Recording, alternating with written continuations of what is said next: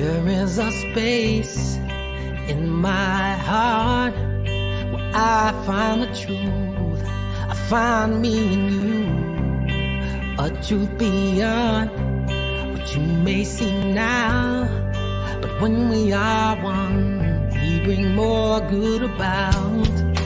No matter who or what you call yourself or where you come from, yeah.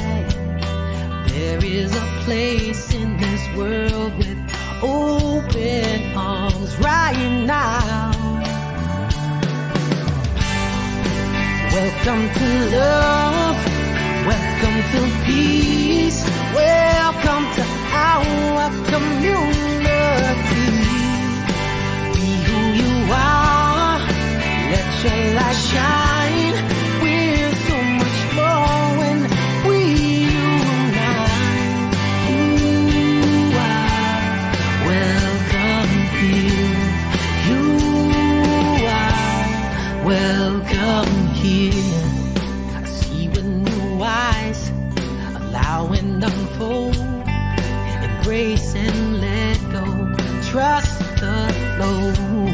There's a freedom in love when you follow your heart.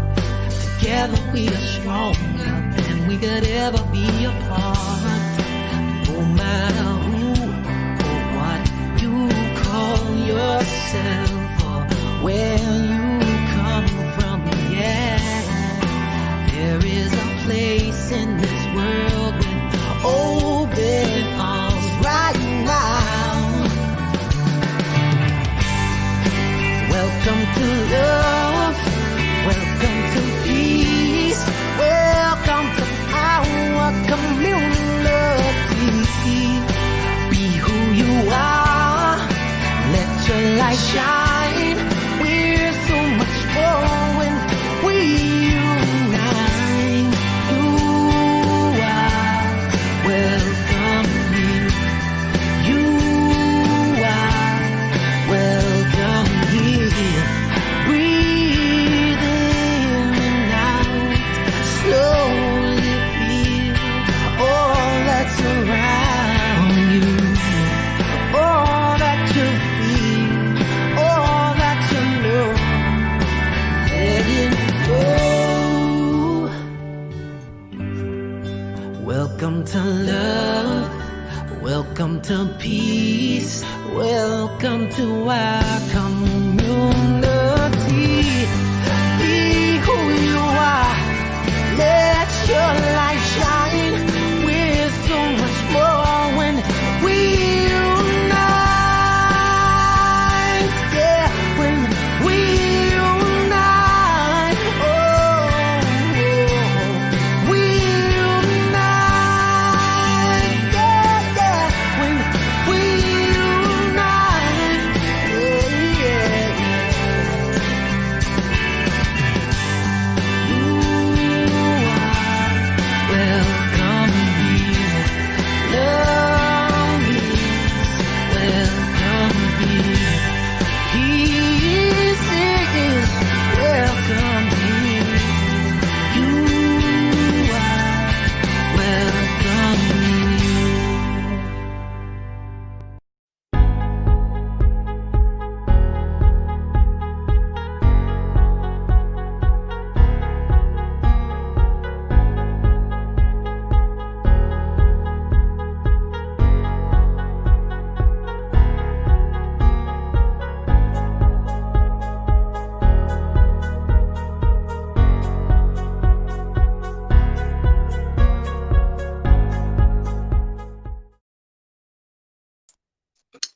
You are welcome here.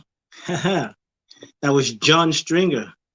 John Stringer. To find out more about John Stringer, go to his website, johnstringerinc.com. That's my brother, my friend, reminding you that right where you are, God is, because love is there. Good morning, good afternoon, good evening, good night, and good day to you, wherever you are at this moment in time. Thank you, thank you, thank you for tuning in into yourself first, and then tuning in to Ade Presents Being You. I got my guest in the house. I'm all excited. I'm starting to sing again. I don't know why I do it. I really have no idea. Anyway, thank you for tuning in. Thank you for listening. And as you listen, first of all, you must tune in because you can be listening to all kind of stuff. But when you tune in to yourself, tune into the voice of God, the voice of the divine, the voice of your ancestors, and you really listen, oh, you will be transformed. When you come back out, you will see yourself differently. I am Ade, your transformational agent, also known as your beingness artist. And another one that I like, I was thinking about you, Joy. Anyway, another one that I like is a metaphysical rebel. I got all these nicknames, and I can tell you which one I like. And I can use as many as I want to because I can. Hello, Joy. Nice to see you. I was just thinking about you. Was it today or yesterday? Interesting. Welcome to another episode of Ade Presents Being You, the journey back to yourself. This is season 2, episode 19.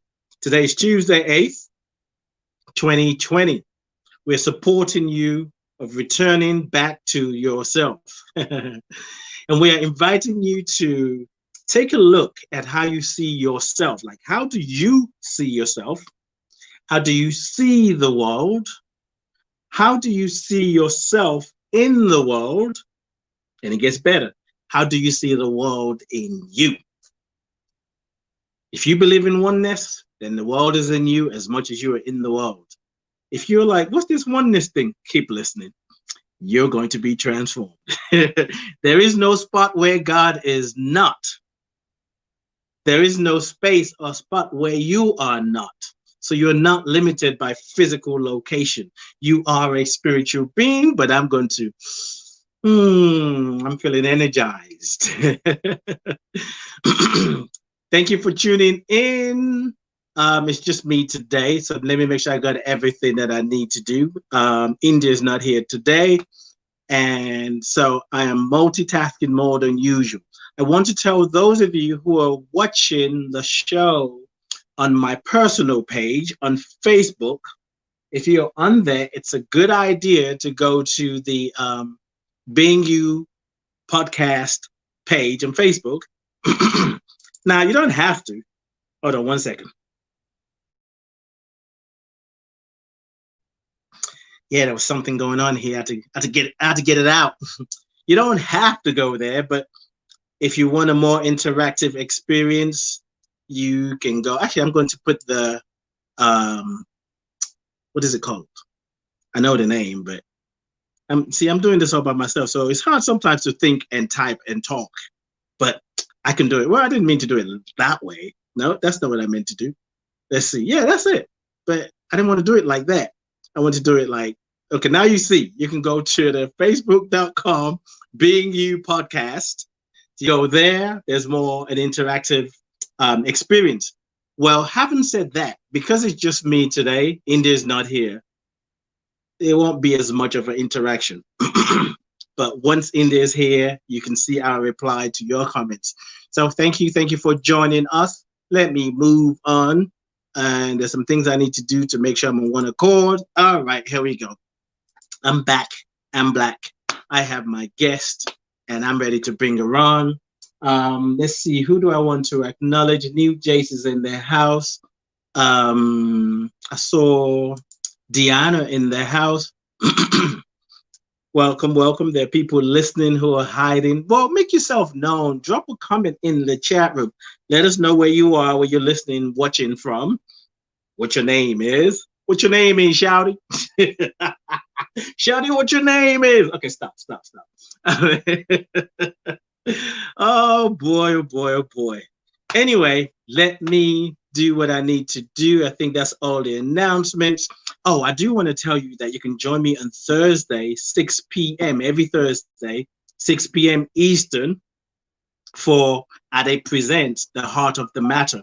This is where I have a guest join me, and they get an opportunity to sit on what I call the hot seat of transformation. So they bring issues or challenges that they're dealing with, and we get to do some soul work. We get to do some soul work live. And those of you who are watching also will get to have the same experience. And if you want to join, I have the link here, but if I can't get it quick enough, I'll just post it later at the end of the show. So you can book your session with me. It's every Thursday. We get to go to the heart of the matter. All right, Michelle, what's shaking? Life is shaking. You better hold on. Thank you for being here. Kwali's in the house. All right, I think I'm good. So, ladies and gentlemen, I have my sister, my friend, and I've been excited to have her on my show. And she gave me some homework, not intentionally, but by default. So I've been doing my homework. So I'm going to read a little bit about her. Well, I'm going to tell you you won't know what it is. She will know what it is. And she will let you know if I passed or maybe it's a C plus. So here we go. I got to clear my throat because I need my throat in this conversation. So my dear friend, my sister, Reverend Thandi. Oh gosh, I've been doing it all day. Okay, let me start over again. Reverend Thandi Nhlengetwa.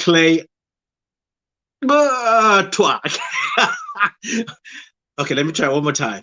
Reverend, she said you can call me Reverend Thandi, but I said I want to get it right. Reverend Thandi Nhlengetwa. I can't do it. I can't do it live. All right, so I just call her Reverend Thandi now. I failed the test. But when I bring her on, I'm going to have her say it because it just sounds so melodic and I know it has a lot of meaning. But here's a short bio about Reverend Thandi. Reverend Thandi is a Unity minister and founder of Unity Center of Love and Light, a spiritual center that weaves together new thought principles with indigenous African spirituality. So you know we have to have a conversation. She believes in the indigenous African spirituality of Ubuntu. So ladies and gentlemen, boys and girls, psychics and skeptics, physical beings and non-physical beings, ancestors and descendants, help me welcome my sister, my friend, Reverend Thandi. Hello, Reverend Thandi. Yes, thank you, Ade.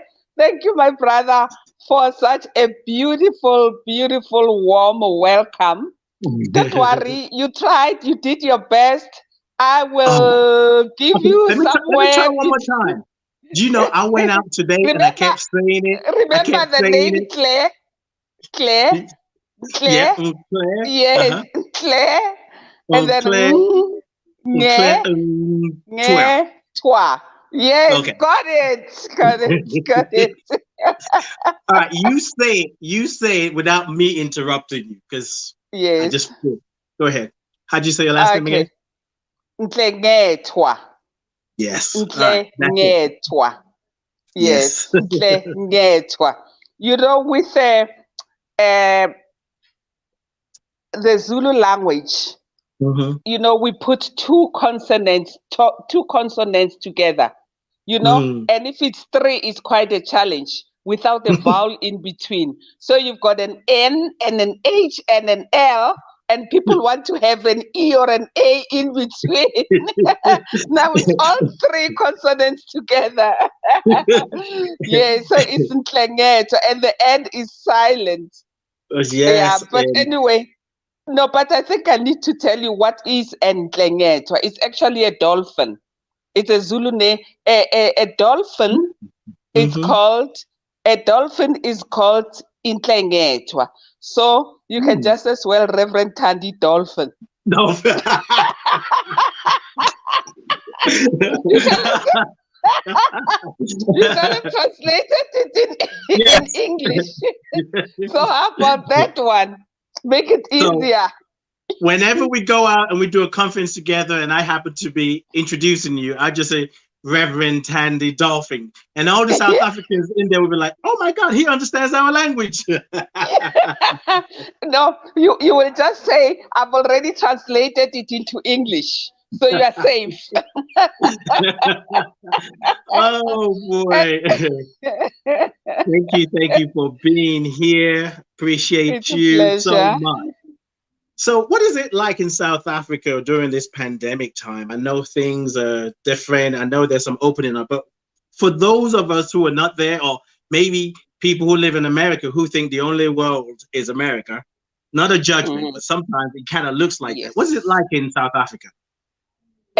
You know, I always say, you know, this COVID-19 pandemic has taught us one major lesson.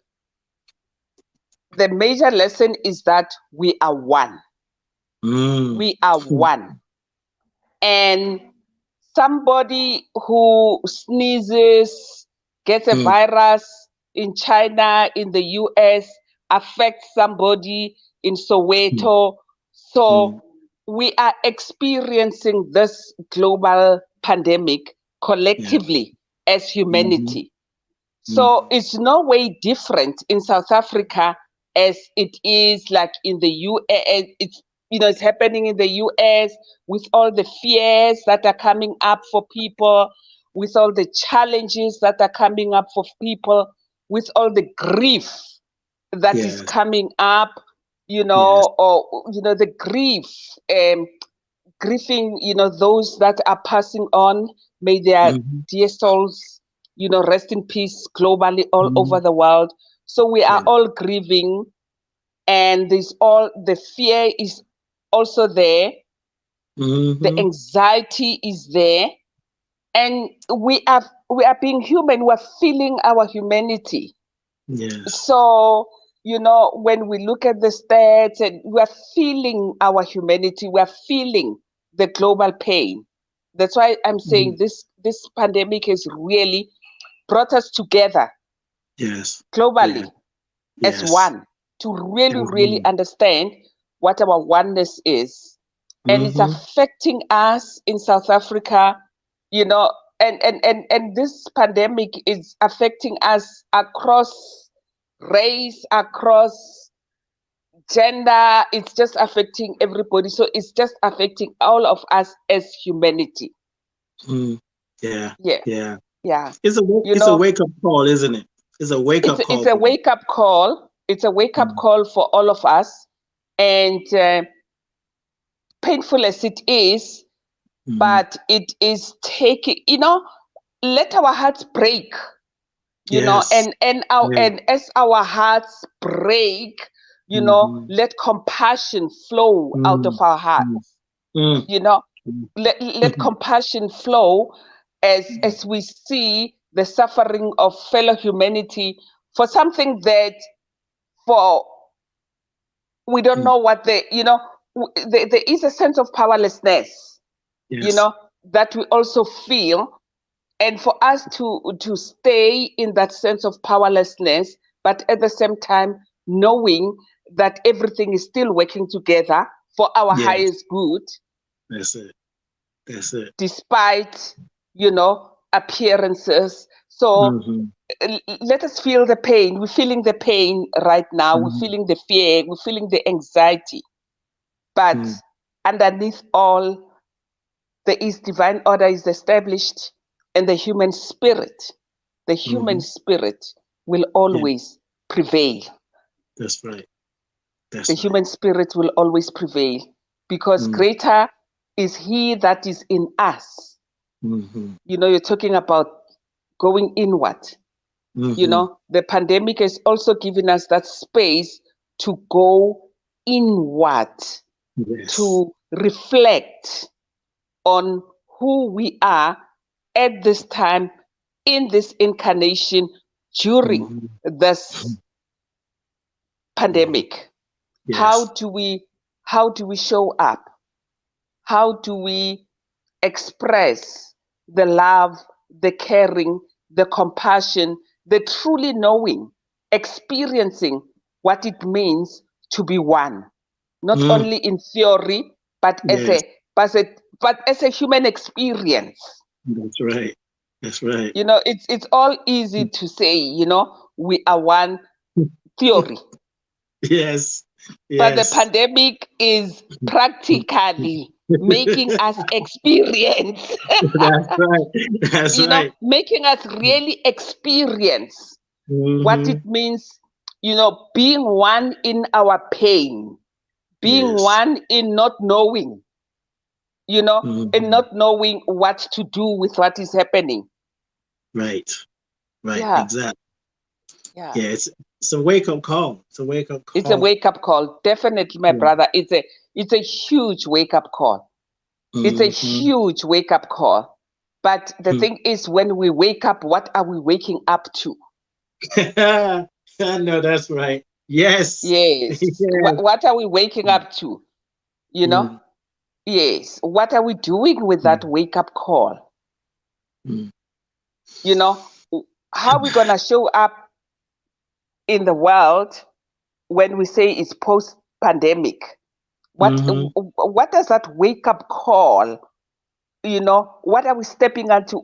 That wake-up call surely must be calling us to higher ground. That wake-up call surely must be calling us to higher levels of being, of interacting with one another, of interacting globally, of truly understanding that I am my brother's keeper. Yeah. So we need to really go within, and it also has given us a time to reflect. Yeah, indeed. You know, with this, we reflect on our own mortality. You know, say that again. Yes, reflect on our own mortality, because we are literally, you know, Psalm 23, we are literally walking through the shadow of death. Woo! And when we as humanity are walking, you know, when there's so many deaths and so many grieving, and us walking through the shadow of death, how do we walk through? How do we navigate, you know, the shadow of death? How do we feel the fear and still, you know that we rise up? Yes. Woo! All right. You fed me now. I don't even know where to go, what to do. I have my notes. Like, woo! I'm still sitting with that idea. It's like, though I walk through the valley of shadow of death. Wow. We're literally feeling, you know, no like fear. I will fear no evil. So, for everything, you know, feel everything and rise. Feel everything and rise. Fear. Yes. Even as you are feeling everything, just feel everything and still rise. Yeah. Let's take a breath on that. That you trying to finish the show in about 20 minutes? You trying to wrap it up? That's a lot to process. We need to just feel everything and still rise above it. We have to feel. We have to feel it. We have to feel the pain. We have to allow our hearts are breaking. We have to allow our hearts to break. Our heart breaks. Compassion flows out of our hearts. This is, you know, we stand as humanity. We are human. And even as we are spiritual beings going through a human experience, we need to feel the pain of our humanity, just as Jesus the Christ felt the pain. You know, when he said, "Why have thou forsaken me?" It was a human cry of pain. Yes. That was a human cry. Indeed, when we forget the Christ within. Yes. Woo! Yes. So, all right, you've taken us so high. I feel like my next question is kind of mundane, but we're talking about African I'm like, whoa, let me just chew on that for a minute. But we are talking about African spirituality, and the title is The Power and Wisdom of African Spirituality, which is what you're speaking to see things for what they are. And in the African tradition, the African spirituality, most countries, probably all the countries, I don't know, I can't speak for all the countries, but I can speak for Nigeria. Naming ceremonies, they're sacred ceremonies. And like in Nigeria, particularly the Yoruba people, they don't name their children until the 8th day. So when a child is born, for the first 7 days, don't have a name. It's different in UK or in America. Not better, just different. So with this Being You podcast, it's about us really getting to go within, as you said, to reflect and look at some of the things that make us us. What makes me me? What vibration is at the root of my consciousness, the essence of who I am? And I believe that our name says a lot about us. So let's start with your name. Tell us the meaning of your names and anything else you want to share about it and what it means to you. Okay, thank you, Brother Ade. Let me start with the meaning of my name and the family context. Okay. My full name is Thandiwe. Thandiwe. Yes. And Thandiwe means the beloved, the loved one, the beloved. Thandiwe. Now, you see, in the family, normally there will be a person, an elder or a matriarch. Normally in my family, it was a matriarch who will be having naming powers within that family. Who is this matriarch is the one who will be naming all the children in the family. That is what happened in our family. Now, my grandmother was the matriarch who gave us names. Wow. And what will happen, she would look, I when I was a little bit older, like maybe about 12 or 14, and my cousins, my elder cousins, my bigger cousins were beginning to have babies, I would be fascinated on what name will come next, because I used to live, with my grandmother. But you see, the name, the African name, number one, will sometimes you will be named after a particular ancestor in your home. Now, if, for instance, like in my case, my grandfather's sister's name was Thandiwe. So now she had certain qualities that, of course, she was long passed away by the time I was born, but there were certain traits and qualities of her that they still wanted to maintain in the family. Right. So you will find that a child will be named after an elder whose energies or whose attributes they want to keep in the family. The attribute, for instance, of being a leader, the attributes of being a family unifier. You see, they want to still keep that. But this elder has long gone. And then the grandmother, the eldest person, will remember that person. That's why they gave her naming powers, because she'll be in between the ones that are gone and the ones that are born. So she will name about, she will give that name, that the energy they want to bring back into the family. And sometimes the names will be like, say there was no energy, there's no one who has that attribute. Then they will say, what is it that we need in the family, right? And then maybe they'll say, we need, this child is coming as an answer to our prayers, right? And then we get names like Karabo, which is answer, And, in English is quite strange. You will not get a person called answer, or dolphin. Or dolphin, exactly.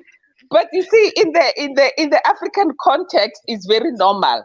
You get a person's name is Tapelo. Maybe they've been praying, And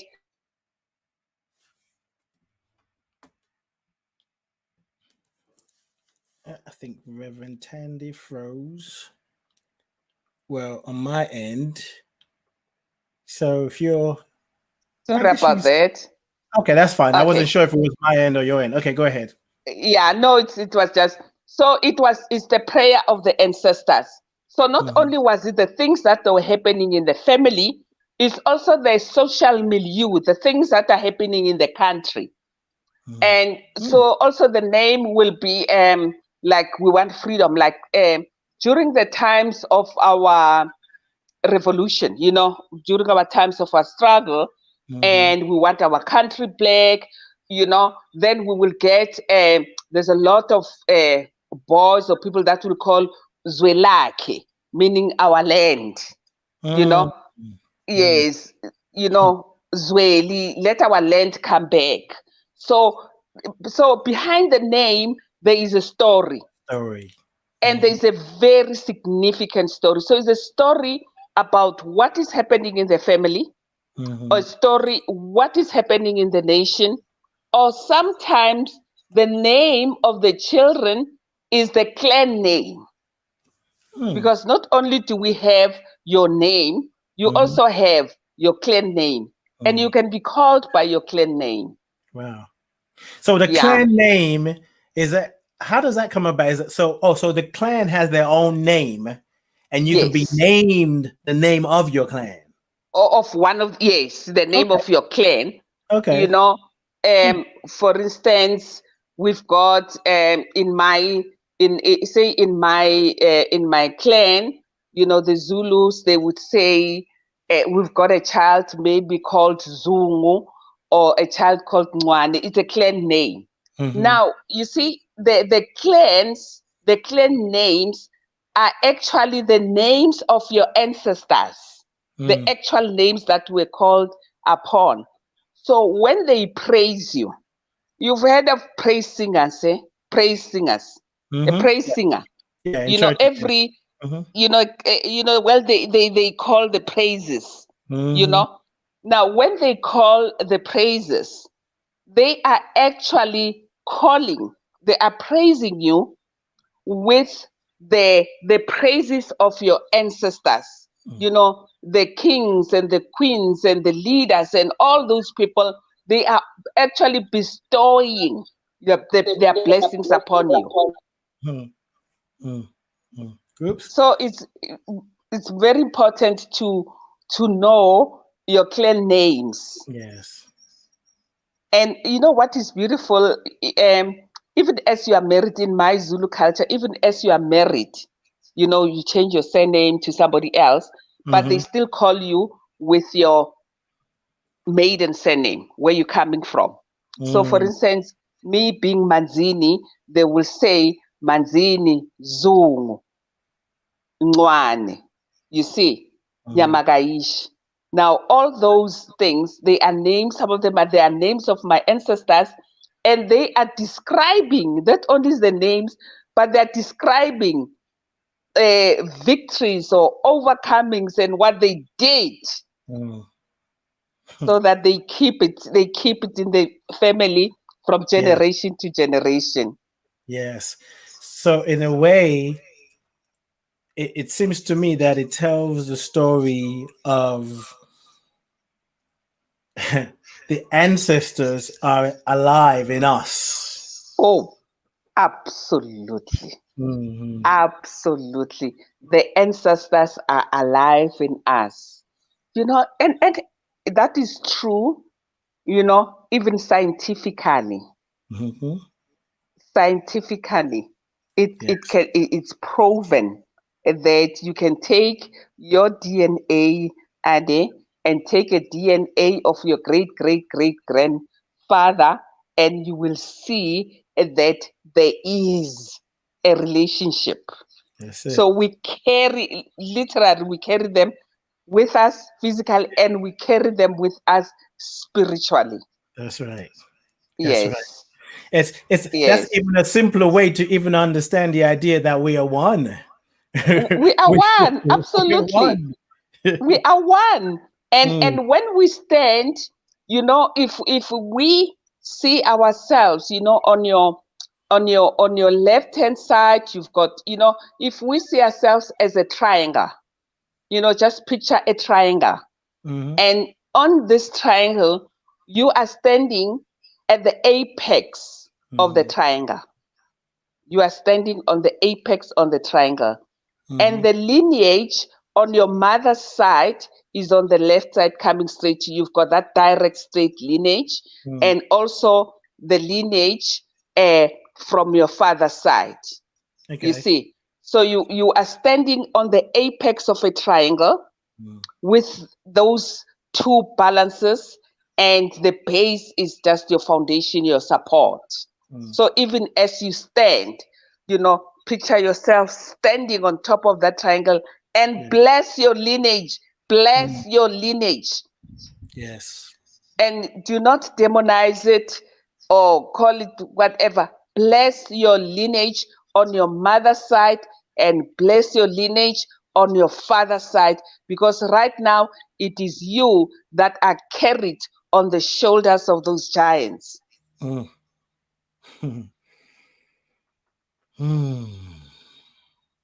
Yeah.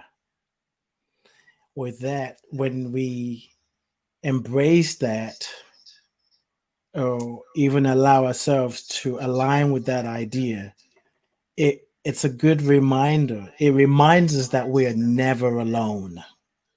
Because as you said, there's a mother and the father, and then there are the grandparents. And then also the triangle gets bigger and bigger as you go downwards. And that's what we're standing on. So we are never alone. We are never alone. And the triangle has a solid base. And we are grounded on that solid base. And we embrace all that we are. All that we are. We embrace all that we are.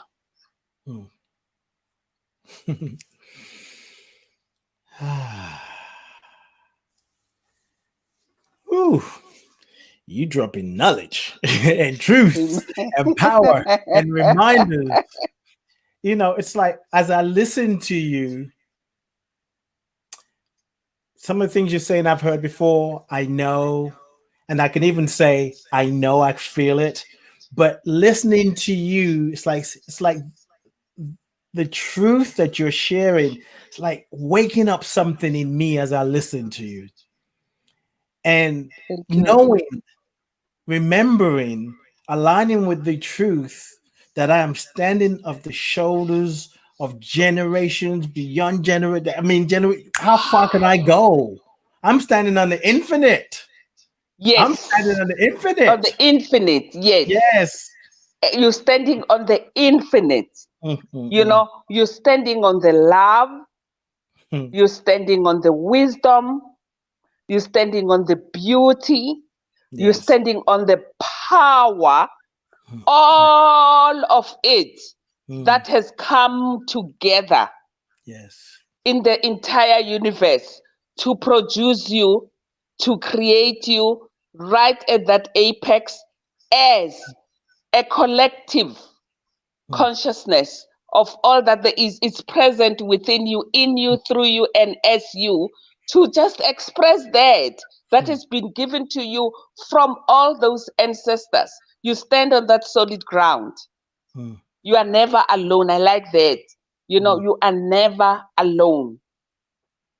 You can never be alone anyway. Never be alone. How can you be? You can never be alone. Unless only times when we're having spiritual amnesia, we think we're alone. But after a while, we'll wake up like, wait a minute. Thank you. Thank you, Eddie. When we have spiritual amnesia, yes, that's the thing. And we have spiritual amnesia when we are up here all the time and not in here. You know? Yes. When we allow the world to define us, when we look at the outside to tell us who we are in the inside, instead of us telling from the inside who we are, telling the outside. But you see, that's the problem. We live the life outside in instead of inward out. Yes. Yes. Because it's all within. It's all within, and we know that. Whew, I feel like my heart is getting a massage. My soul is like, oh yeah, right there, right there. Massage that part with your words. my heart and soul like, oh, this is the life. Namaste, my brother. You got it. You know, you got it. You got it. So yeah, I want to ask you this. So that's okay. So there are people who might say, I like this idea of knowing that I'm one with my ancestors. But wait a minute. I had some ancestors that did some horrible things. I don't want to be one with them. I don't even want to embrace them. Just the thought of them just brings up stuff. What would you say to that? And okay, I'll ask that question first. I have another question. Yes. A follow-up, but later. Okay.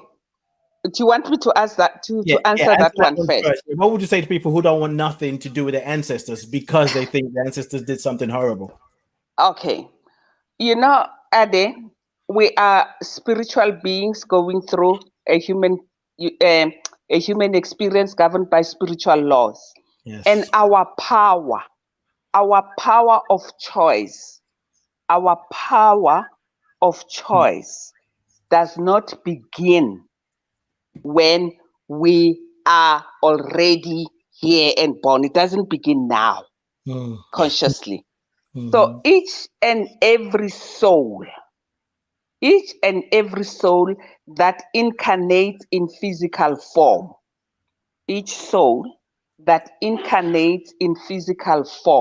chooses the family that they want to be in. It will choose their ancestors. So you have chosen the family that you want to be in, regardless of the horrible things that they have done. You have chosen the family that you want to be in order to learn your lessons in love. Yes. In order to learn the lesson in love. How is it that what if that ancestor that does the most horrible thing, maybe he was in the wars or she was in those, whatever she has done, what if you had incarnated in this body form to heal what was not healed? That's right. You see, right. So that's what I'm saying. Embrace it all. Your soul chose your parents. We chose our parents. We chose our mother. We chose our father. We chose, I chose, you chose to be incarnated in this time, in the evolution of the universe. We chose to be in this time. I chose to be incarnated as a Black woman in South Africa during this time. I chose to live through the pandemic. Yes. And those are my lessons in love. Yes. Whew. So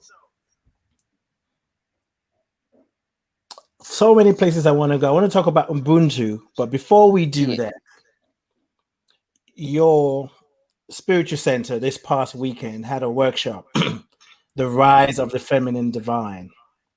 And I was part of that workshop.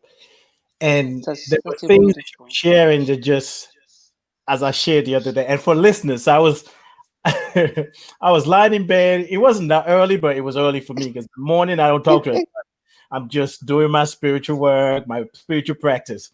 So it was on Zoom, and I literally was lying down listening to the Zoom, and I felt like I was running around because of the knowledge, the truth, the insight and wisdom that you were sharing. it was lighting me up. And Thank you. In Western spirituality, we always say we are one, God is everywhere, evenly present.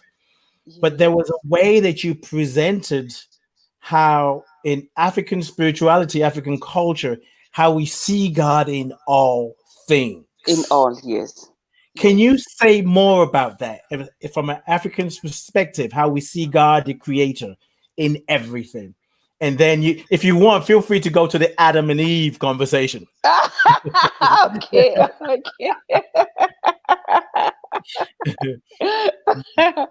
Thank you. All right. Now let me start with. I think I shared this on Saturday. That we need to decolonize our concept of God. Yes. We need to because you see, the concept of God that is taught in fundamental Christian, it's the God, firstly, is a God that's a man. And the God that is so far, you see God when you die in heaven. Right. And not only is he a man, but he's also a white man with a beard. And this God is watching you all the time, checking you out, taking score, that one day, when you die, you're going to reckon, you're going to stand before that God. So, but the African concept, now I'm saying that concept of God is a gender-based God, right? And not only is it gender-based God, but it is a violent God. It is violent because this is the type of God that, that burns. It will burn its offspring in hell. Right. Eternally. Just think about it. Because he loves you so much. Because he loves you so much. You did wrong. He loves you so much that he will roast you in hell eternally. So even in our pulpits, we are teaching a violent concept of God. But you see, that's a violent and God as a man, and this whole let me first go to the African spirituality on how we describe God. You see, that is not even written in the books. That is the way we say it, right in our language. Our spirituality is in our language. Even as we say the name for God, it's not a noun. It's a descriptive, it's an energy. We would say in isiZulu, unkulu nkulu, meaning mkulu mkulu mkulu, meaning he's greater, greater, greater, the greatest, is the greatest energy. And this energy that is omnipresent, that is everywhere, obviously will be within you. So there is no, the debate of male and female does not even arise. Because it's genderless. And even as we are describing a person, when I'm talking of unkulunkulu, I will use the u, to start, is unkulunkulu. When I'm talking about ade, I'm saying u ade. You understand? So the u is neither male nor female because we carry both energies of male and female within us. That's right. So it's not a gender-specific God. And in your language, in Yoruba, is Oludumare, right? It's the source of all creation. It's a description of the energy that we're talking about. Yes. And Kasisotu Kimudimu, Uhudimu, he's above all that there is a description of the energy. It's an attribute. And this attribute is all in all, the source of all creation. Right. And isn't that what in New Thought we call the omnipresence? That's right. If Kulu is the omnipotence. If Kulu is the omnipresence. So the omnipresence and the omniscience, the one that knows all, is in its insight, is embedded in our names, in what we call the creative intelligence. Yes. You see, and in Ghana they call it jinyame. It's that which satisfies me. That which satisfies me. That which just gives me and just gives me all that I need. But when I say God, the Western colonial way, it doesn't tell me that. It doesn't tell me that until I go and describe it. But the African way tells it. So it's God all and in me, even as I say the word. Yes. And now, when we tell our stories of wisdom, when we tell our spirituality, when we relate it to the younger generation, we use stories. Yes. African, we use stories. That's why I think Jesus was an African. He taught in parables. I was just thinking the same thing. I was thinking, I said, I didn't want to interrupt you. Like, Jesus taught in parables. He taught in parables. Yes. And not only did he teach in parables, in allegories. That's right. And he used nature.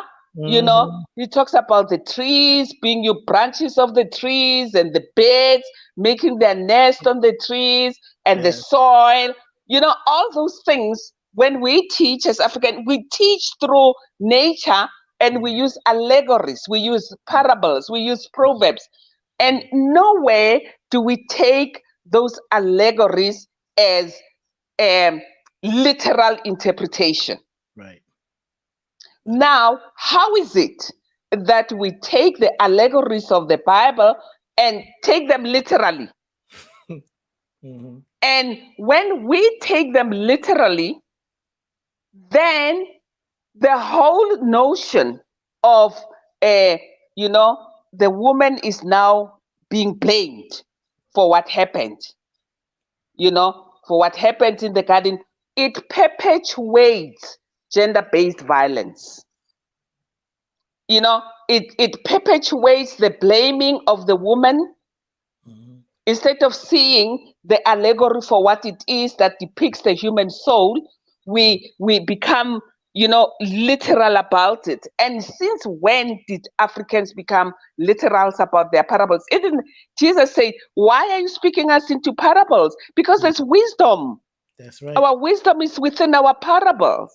That's it. Yes. That's it.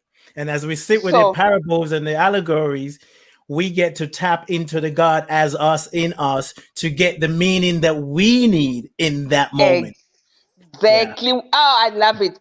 To get the meaning. So our interpretation is purposive. Yes. Yes. We have, we tell a story with a purpose to getting a meaning. So, I was raised by a grandmother who could not read, who could not write the Bible, but her spirituality was told in stories, and I got it. And parables. Yes. It's because when you think about it, if God is everywhere evenly present, God is all knowing, God is all powerful, then however I receive the story, the presence and power of God is in me as me, I am going to get exactly what I need. That's why we are told God never put on us more than what we can handle, because God has us, knows what he can deal with. Yes, exactly. That's when Jesus said, you are not ready. When you are ready, I will speak to you at that level, because we interpret the stories at the level of our consciousness. Don't get me yelling and shouting and screaming. Yes, we interpret it at the level of our consciousness. Now, when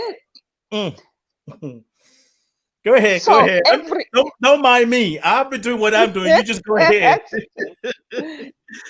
So it's very important that we understand that when we are interpreting, the drama, where from which consciousness we are interpreting it from.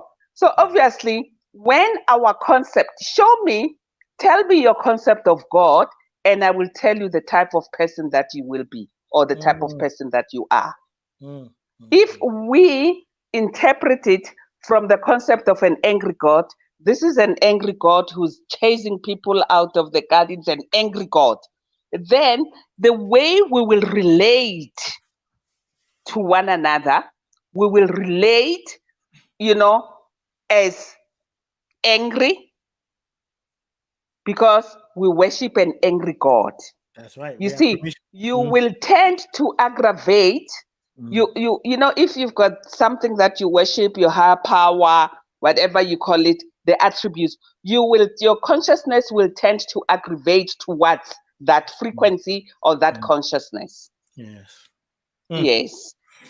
Yeah, because if you have an idea of a God, and it's like you said, however, the higher power, a mentor, a teacher, you're more likely going to do the things you see them do because you respect them. So if you believe in a God that's angry and violent and can justify the anger through love, unconditional love, it makes sense why people will blow up a building, or some people will kill a doctor because they're saying they're pro-life, because they have the idea of a violent God. So they think what they're doing is acceptable.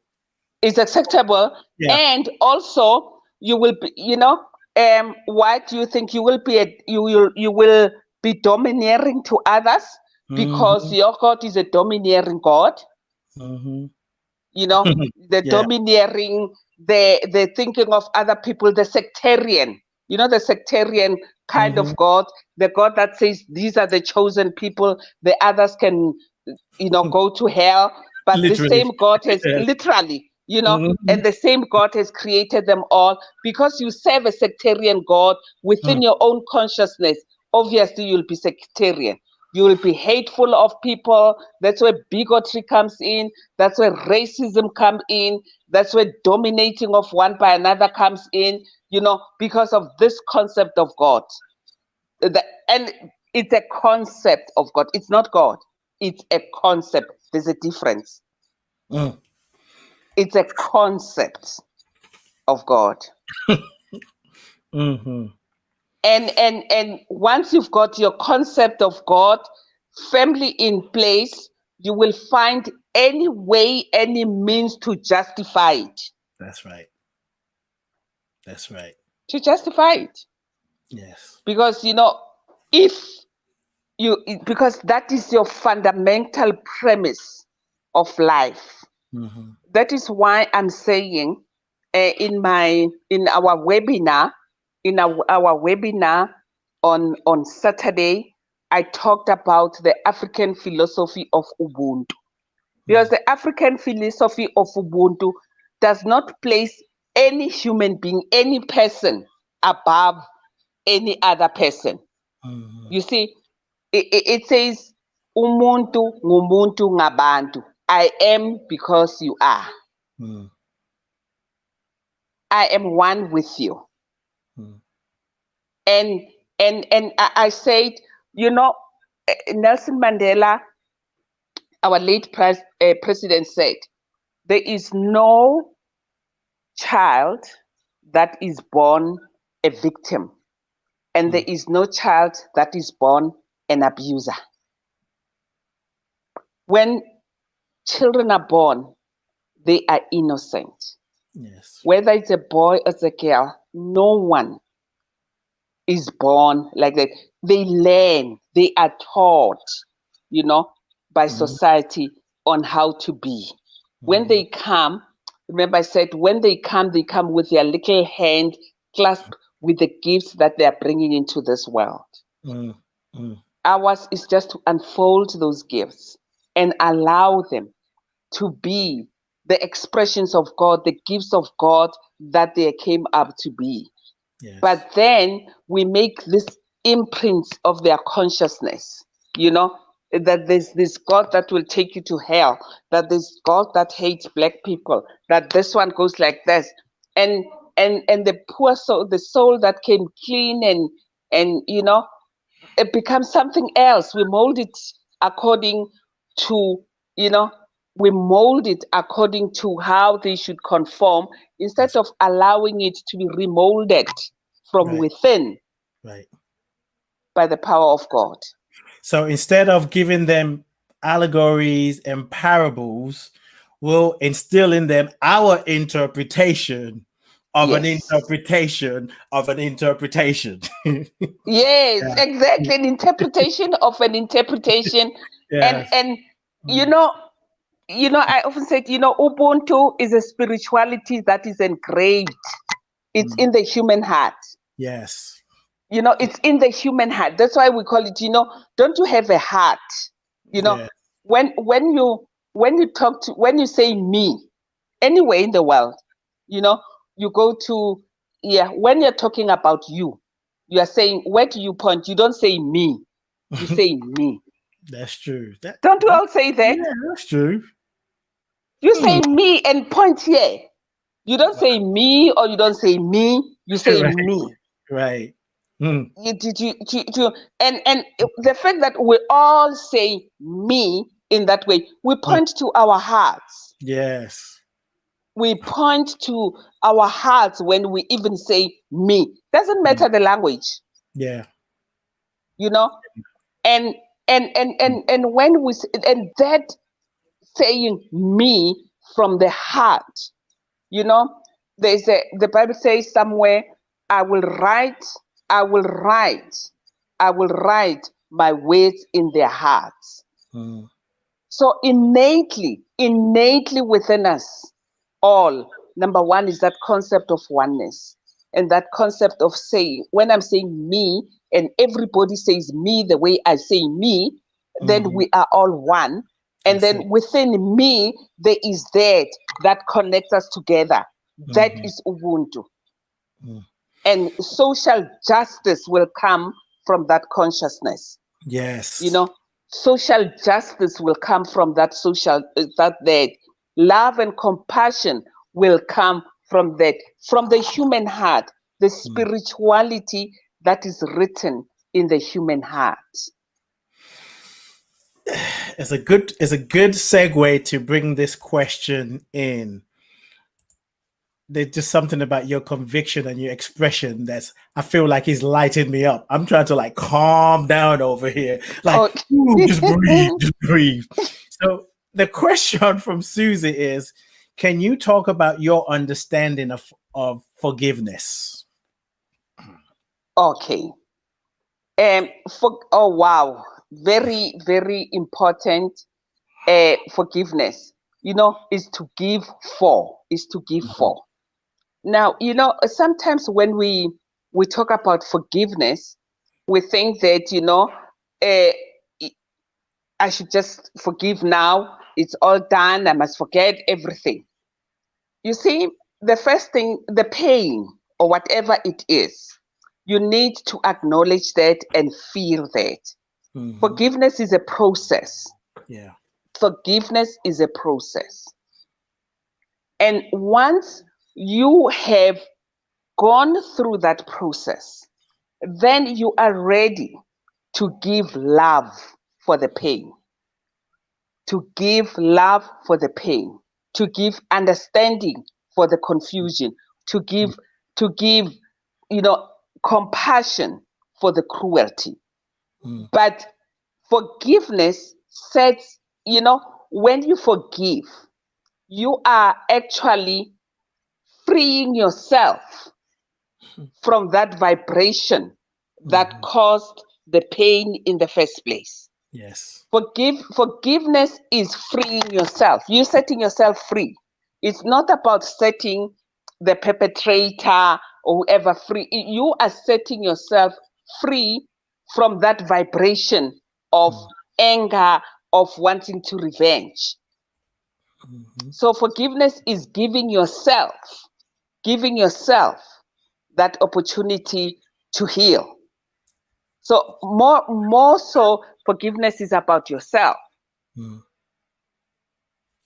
And because we often think, when I forgive, I'm setting the person free, whatever.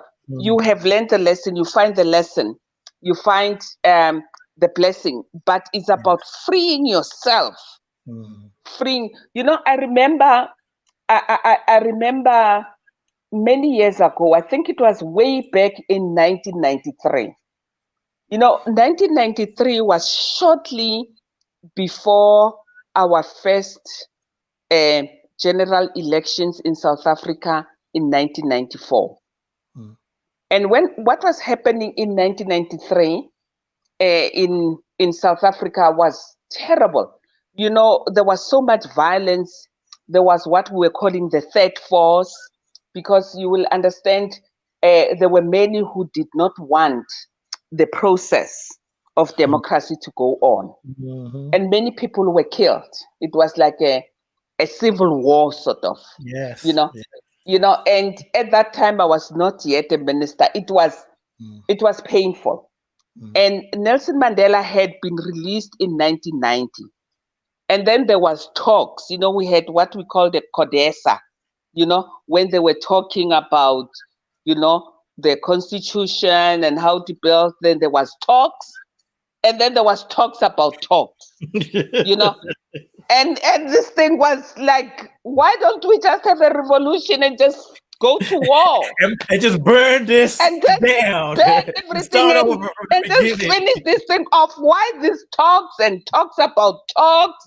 And while people were talking, those who didn't want the talks to go on came into, it was called the World Trade Center. Then they came with their buggies and they smashed everything. And we're like, look, what is this thing? And here's Nelson Mandela telling us, no, we need to reconcile. How do you reconcile in such a situation? And, honestly, I remember Reverend Michael Beckwith came to South Africa at that time in 1993. And guess what? He was my guest. I didn't know he was my guest. He came to Soweto and we had a workshop there. And then he said, you need to take yourself out of this vibration of hatred. I'm like, how do we take ourselves out of the vibration of hatred? We need to hate them and kill them.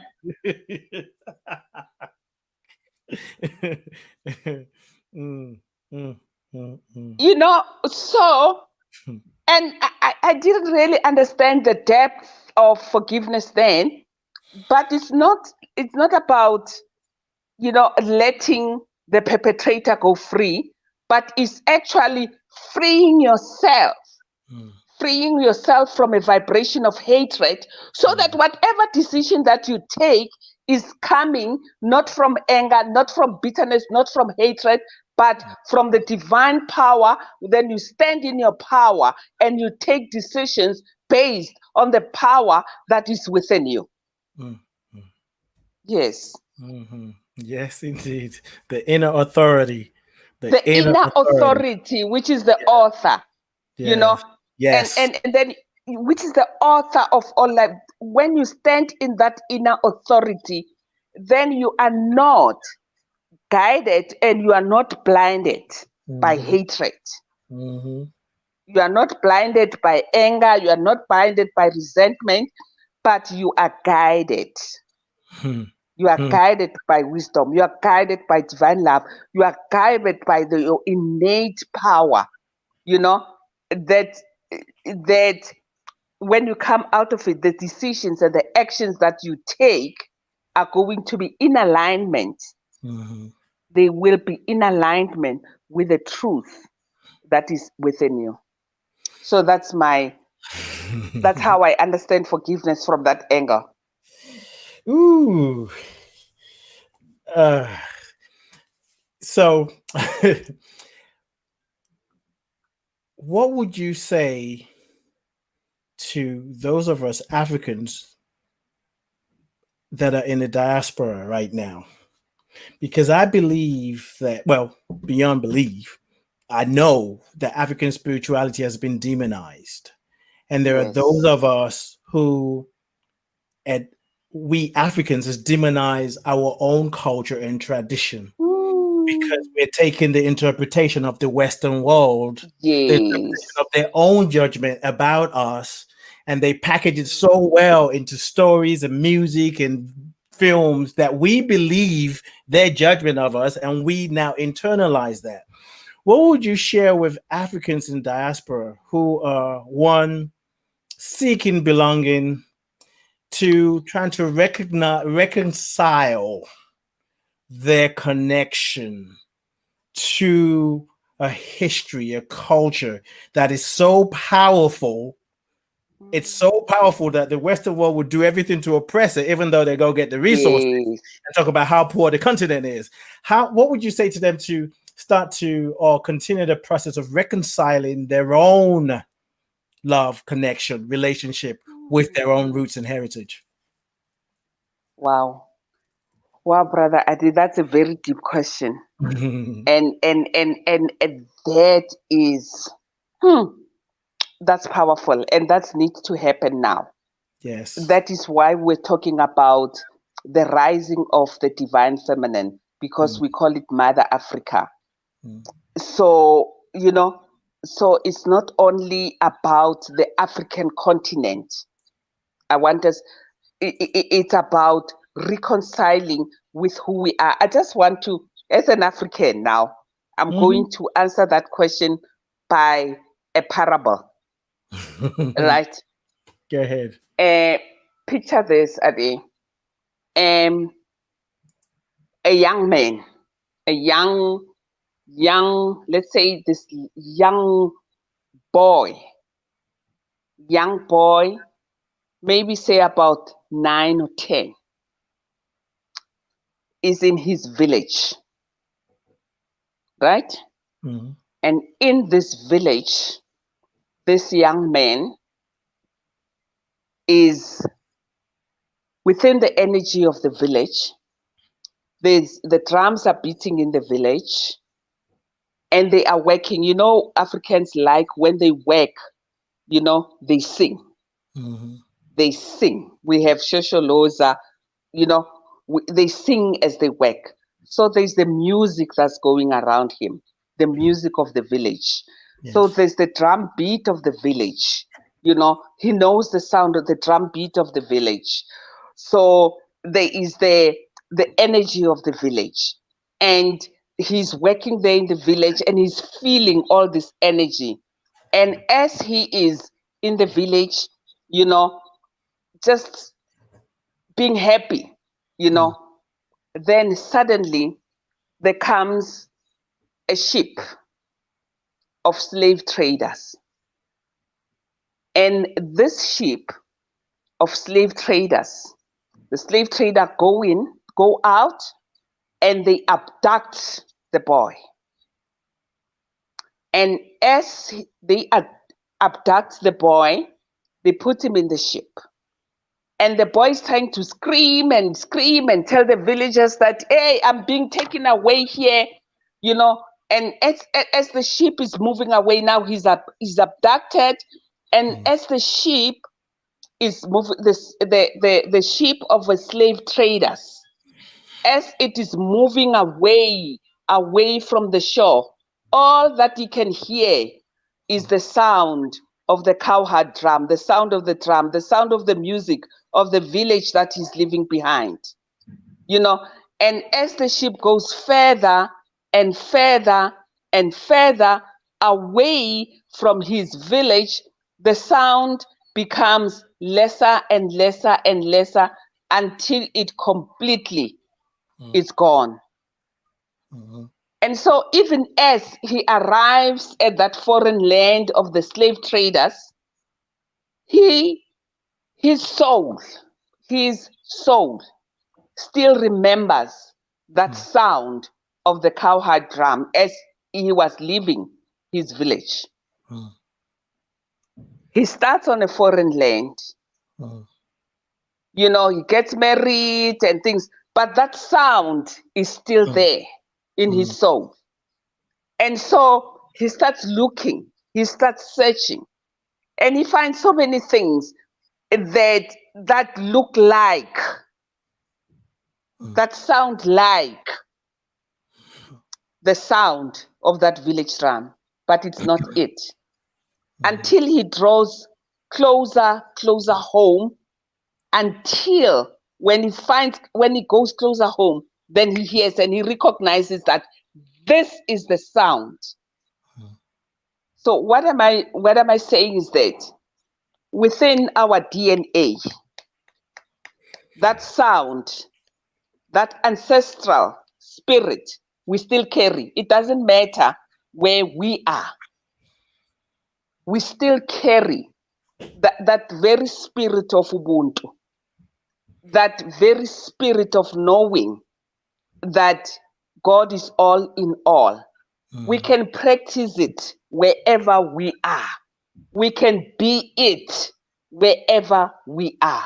We can express it wherever we are, because it lives in our DNA. They talk about cellular memory. Cellular memory can take thousands of years. It still lives in our veins. That sound, you know it. This is the sound that you heard when we spoke. This is the connection. This is the connection that is beyond continents. This is a connection that is in your African blood, in your African lineage. That is what we need to connect with.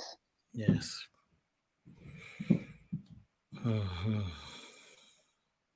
Thank you. Thank you. Whew.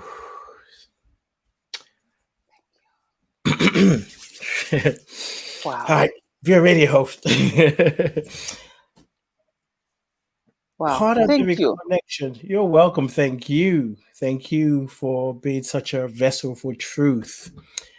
We got a few minutes to go, and I really want us to talk about this too, because this whole thing about grieving, we avoid it, particularly in the Western world. You talked earlier at the beginning the importance of decolonizing our minds, and where we want to compartmentalize emotions and feelings, and we look at grieving as something bad. We want to snap people out of it. And there are many cultures, many traditions in Africa that celebrate the grieving, that like Malidoma in his book of Water and Spirit, he talks about how they take days to grieve someone when they die. And the tears are invited, the sadness is invited. Absolutely. What kind of ritual practice would you suggest for us, especially in this time that we're in? Some of the things that we're grieving, it is about COVID-19, but it's a lot more than that. There's fear of what we think won't happen. There's pain of all that's been going on that we didn't have voice for, that we didn't have words for. So the grieving is happening on such a deep level. And I believe in order to heal, we've got to honor that. So what would you suggest, a practice or ritual would you suggest for us to embrace as part of our spiritual practice in order to Okay. Thank you. Wow. And, I just surprised by what you say, that we just want people to snap out of it. It doesn't work that way. You can't just snap out of it, grieving is real. It's part of our humanness. And I just want to share with you how, naturally, as Africans, I'll speak within the context of Africans. You have permission to do that. South Africa, exactly. As black people here, that's right. Yes. So go there. Ade, from the time, the first thing I want to tell is the first thing, to give yourself the time and the space to grieve. Yes. Give yourself time. We give ourselves the time and the space to grieve. Now, what happens, let me just talk to giving yourself the time and space to grieve. From the moment you hear, from the moment that we hear that somebody has passed away, somebody has transitioned or died, from that day, maybe for the next 5 or 6 days, what happens is the person who's lost a loved one, or the family that lost a loved one, they will, you know, they will sit, and I want to explain it. In our culture, we say, you know, they sit on the mattress. Okay. Now, you know, in your when you go to a bed, you've got your base, and then you've got the mattress on top. Mm-hmm. Now we actually take the base of just you sit flat on the ground. Usually, you know, in the rural areas, in the villages, they would sit flat on the ground. Mm.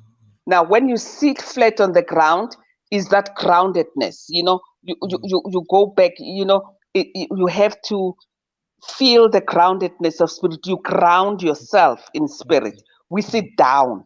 So when somebody in your family has passed on, you are expected to sit at least for 5 or 6 days before the burial. You've just had before the funeral. Now, during this time, when you are sitting on the mattress, you know, it reminds me, remember the saying, those who wait upon the Lord shall have their strength renewed. Yeah. Those who wait upon the Lord shall have their strength renewed. And so you literally are sitting, you literally are waiting upon the Lord to renew your strength. Now, when you are sitting there, firstly, the time, there's no running around. You know, in our culture, you can't be going shopping or, you know, or arranging. The family does it for you. You sit down, you know, in your bedroom or whatever. But when you sit there, you are not alone.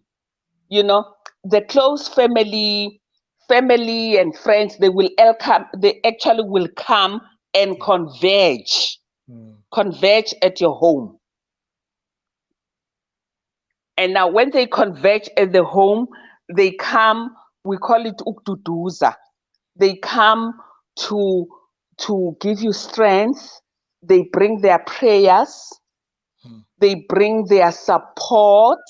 You know, the greatest support that we give to people who've lost one is amazing. You know, they will come every single day, every day, during the day and in the evening, with the greatest form of respect. You know, the ladies will have their blankets all over the shoulders as a great sign of respect. Respect for the one who has departed. So number one is just giving the family members, just within that period, the time and the space to grieve. And then secondly, the groundedness, you know, uyazola, meaning that you just peace be still.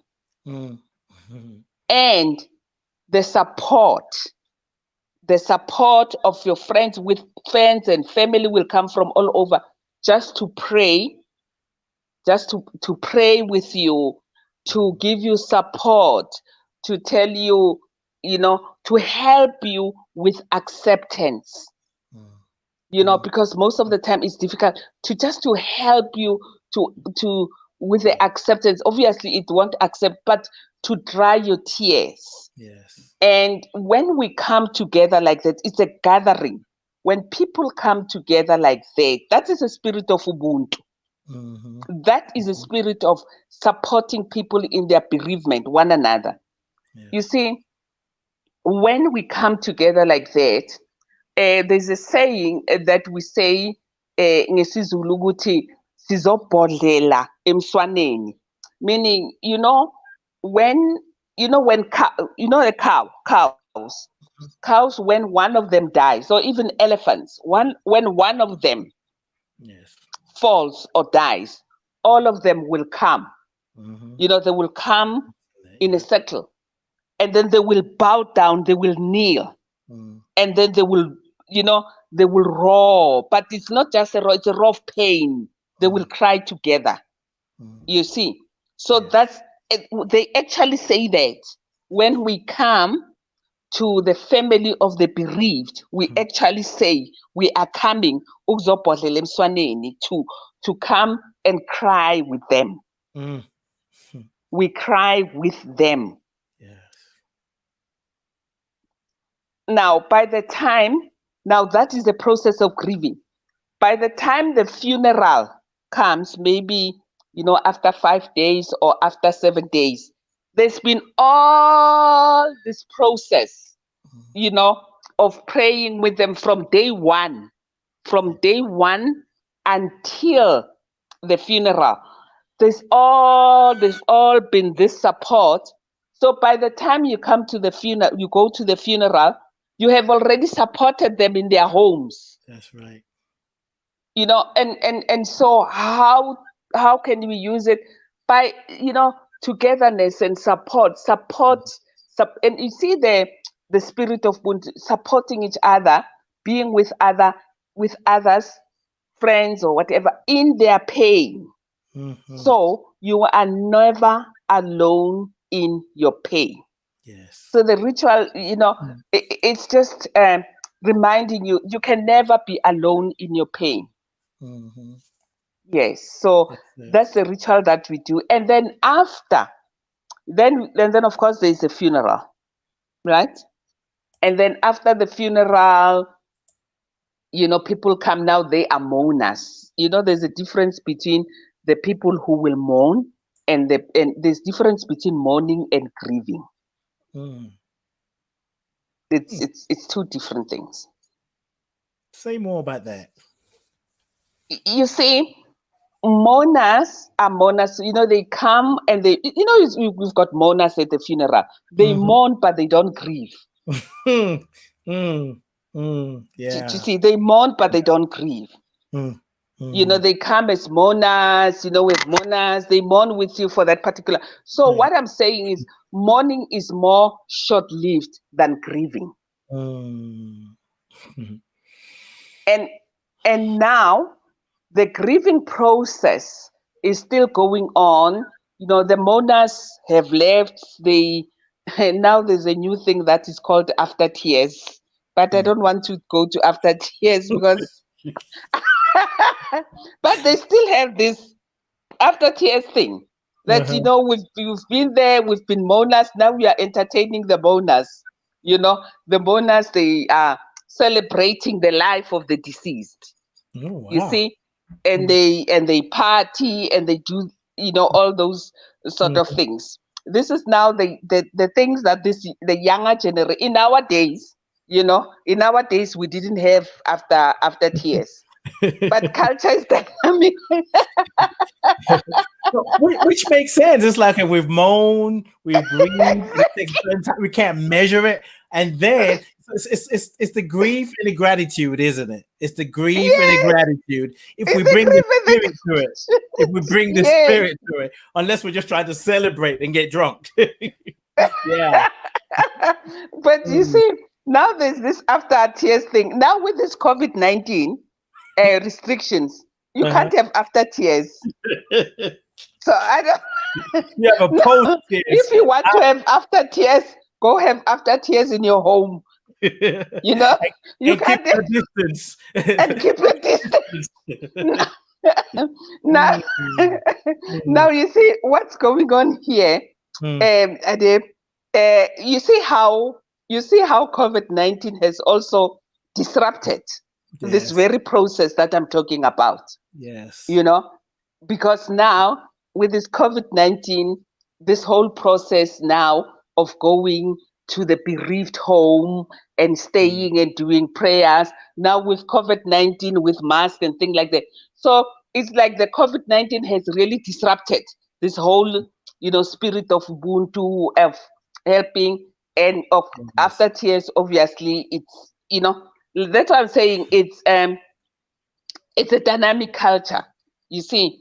So now after the after tears, the mourners, who were in the after tears, they go.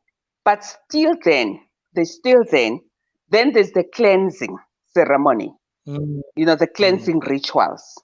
The family will have a cleansing ritual.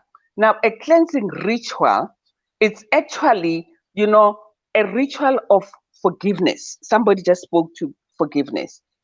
If there is something that the deceased, if you still had a grudge or something, unfinished business between you and the deceased, in the cleansing ceremony, in some families, they bring that out and the forgiveness, because now it's left with you. You know how many people have long died, members of the family, but they are still carrying with them unfinished business. That's right. So we have elders of the family, whereby we speak about this, and you release them. It's like a release ceremony. You know, you cleanse the ceremony, and also that by that time the clothes of the deceased, they've still had their clothes in their wardrobe and what that, there's a ritual that they will light a candle.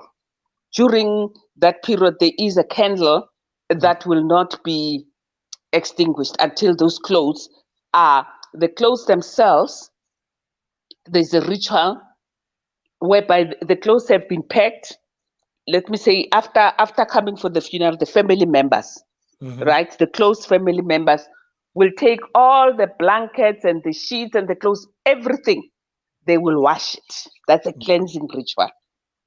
They will literally wash it in water and wash the clothes and take the clothes and pack them nicely until the day comes where they have to distribute the clothes among the relatives. Wow. The sisters and whatever. And when the clothes are distributed like that, in some families, there's a certain herbs, that they boil, and they sprinkle them on the clothes. They sprinkle the waters on the clothes in the cleansing ceremony, a cleansing ceremony. Now, cleansing ceremony is just washing the bereaved. And sometimes the mother or the wife or the husband, the spouse, whoever, they may take longer. Sometimes they will grieve over a year or whatever, but the clothes will be distributed and each one will take, so that piece of garment or whatever that you take, it will just be a remembrance for you of your brother or your sister or your cousin. And everybody is just given that opportunity to take for themselves what will remind them of the bereaved. So I think I've gone through a whole thing from the time of death until the cleansing. But you know what's great about this conversation? Because when we started with naming and how they name and what names mean, we talked about the ancestors, keeping a value, an essence of an ancestor alive. So now when they transcend, the same care and love and nurturing is given. So it keeps that circle going on, that circle of life. And it was perfect. I also hear in that conversation the gift of community. In the Western world, we don't do that very well. We say we're a community, and of course, we're all digital now, but we don't really come together. Oftentimes, it's very common to hear people say, "I'm sorry about your loss. If there's anything I can do for you, let me know." So basically, the burden is on the person. And when you live in a culture, when community, people can't just come to your house, they got to call or text you and book an appointment. It's hard to now say, come help me. But if we start cultivating community, healing happens because people just know to come, and healing happens in community. Because what somebody else grieve is not, I'm not just there for them. I get to heal my own grief that I wasn't in touch with. They give me permission to tap into stuff that I've been holding on. So everybody benefits. Absolutely. On point. Yes. You are so right. Because, exactly. When I go to somebody's, I don't even have to be invited. I don't have to come. There's no appointment. Right. I'm not invited. You see, when somebody has passed on, I know to go that it is my culture that I go there. We call it hulotsidisa or ukduduza, to go and comfort. I'm going there to go and comfort, to say words of comfort. It doesn't matter. I don't have to be a minister, or anything. Anybody goes there, to comfort, to give words of encouragement. And also, you also heal because you are able also to tell your own story. There, the stories are told. When I lost my mother, this is what happened.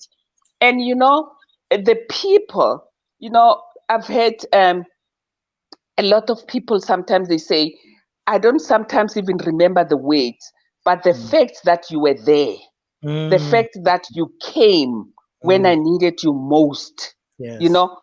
without even me asking. So you don't even have to ask. Yes. Okay, if there's anything I can do, call me. Right. No, you go there. Yes. You go there. And when you go there, you do whatever, needs to be done. You can offer your help. I can do some prayers. But one thing sure, you give words of encouragement and words of prayer. But we go there. We assemble as a community. We assemble as a community. And, death brings us together. Yes. It does bring us together. There's the saying that the living close the eyes of the dead, and the dead open the eyes of the living. So say that again. The living does what? The living, the living. When you are living, somebody dies, you close their eyes. Right. We have to close their eyes. So the living close the eyes of the dead. Right. Right? And the dead open the eyes of the living. Wow. Because it is through death sometimes that our eyes open. Yes, indeed. We see what's important. We see what is real. What exactly. That's why the dead open the eyes. That's an African thing. The dead opens the eyes of the living. Because it is through death that you recognize that, my relationship with my late mother, I could have done more. This could, you understand? Death can open your eyes.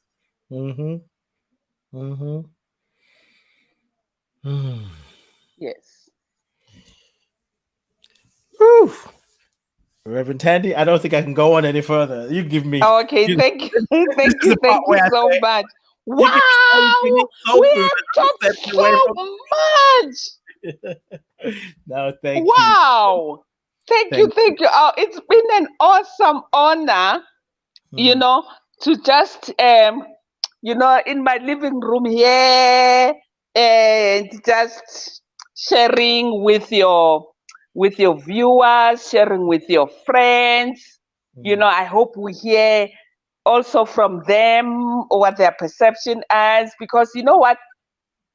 There's an African saying that says wisdom is like the baobab tree? Yeah. The baobab tree. It's a huge tree. Actually, huge. It's a huge tree. They actually call it the tree of life. Africans call it the tree of life. Wow. It's the baobab tree. Right? Now, they say wisdom is as wide as the baobab tree. No one person can embrace it. So now, I'm not embracing any, wisdom or whatever. So we embrace it together. So now we all hold hands. We all hold hands, all of us as a community, to embrace the baobab tree. That's it. Right. So mastery doesn't actually happen alone. Mastery happens in community.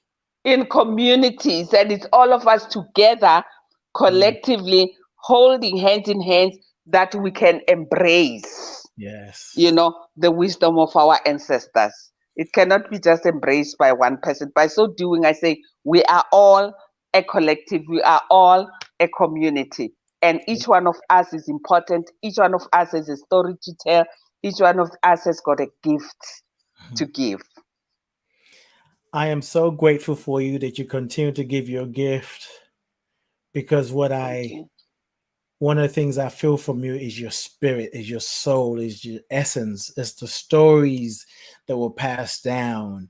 And there's something about the way you're delivering and expressing that is just touching me in ways that I can't even put in words. I mean, it's been like a healing session, you know. Thank you. Namaste, my brother. Same here, same here. Thank you, thank you, thank you. And may God bless and prosper your work. You're doing amazing, amazing, beautiful work. And thank you for your energy. Thank you for your givingness of spirit. Thank you, Reverend And Thandi. thank you for the ancestors, our ancestors that run in your blood. Indeed. Yes, indeed. And don't forget that that sound of the cowherd drum that's still ringing in your soul. Woo! Thank you, thank you, thank you. You know what? I'm gonna do something I've never done. While maybe you be in the background, I'm gonna take us out with a drum. I don't know how it's gonna sound on here. I don't know if it's gonna sound right. But you know what's funny? At the beginning, let me grab the drum. But I'm gonna keep talking. Okay, brother Ade. At the beginning, right before the show started. Yes. Sometimes you got it. You got it. It's such a beautiful drama there. Thank you. Wow. As I was preparing for the show, I had this subtle thought of literally I heard play the drum, but it was subtle enough for me to ignore it. To be like, oh, I don't see how that's going to happen. But I'm going to try. I don't know what it's going to sound like. Hopefully, it's good. So I just want to say to listeners, I know I've been fed, and I trust that you have been fed. I can't imagine you not being fed, because Reverend Thandi just reconnected us to our ancestors, to the truth. So I want to thank all of you, those of you who are listening live, those of you listening on the archive. Thank you, thank you, thank you. Hold on a minute. Yes, it's been. This is some of the comments that people are sharing in the chat room. Healing session, indeed. Embrace together as a community. Malahala said, "Thank you," and Kwali said, "The whole conversation was beautiful. I feel my people in every word of Reverend Thandi's voice today. Thank you, thank you, thank you." Wow, thank you. Rahel, my dear sister in Ethiopia. Thank you. What a wonderful conversation. Thank you both. So I am going to release everybody with the drum and Reverend Thandi. And now I won't even do that. Let me just stay where I'm at right now. Thank you. We are going to talk, and you're coming back because we're going to have more conversations about African spirituality. And thank you, my brother. Thank you. Love and blessings. Thank you. And I love and blessings. Having your daughter join us so she can share her downloading experience of the Divine Mother. Yes. Thank you very much. Thank you. And lots of love to everybody. Love for our ancestors. Yes. Oh, may love continue reigning in your hearts. I love you. Yes. I appreciate you. And I behold the spirit of the living God in you. Yes, indeed. Thank you very much. Amen. Thank you so much. You're welcome. Peace and blessings. Okay. Peace, my brother. Oh, sorry about that. My fingers are moving too fast. Okay, we love Reverend Thandi for your wisdom. I love her too. I'm I guess punk out a little and go for your middle name and say Stephen. I won't try to pronounce your first name. This first time I've ever drummed on my show, and I got guidance to do it. Hopefully you can hear the drum. Reverend Thandi, can you hear it? Okay, great. So this is for you, for me, for us, for the ancestors.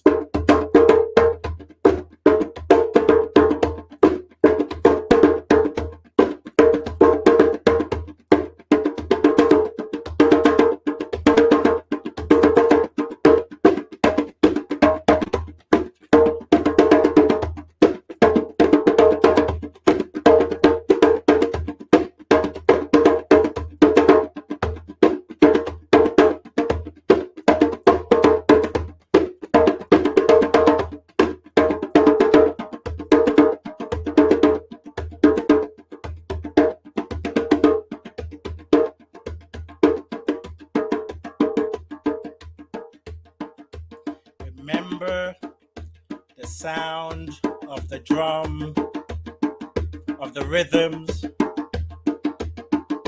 the vibration of your ancestors. Wherever you are on a triangle that is holding you up. Remember it, honor it, give thanks for it. And no matter what is going on in the world, whether it's COVID-19 or COVID-45 or COVID whatever, you are the authority of your own life.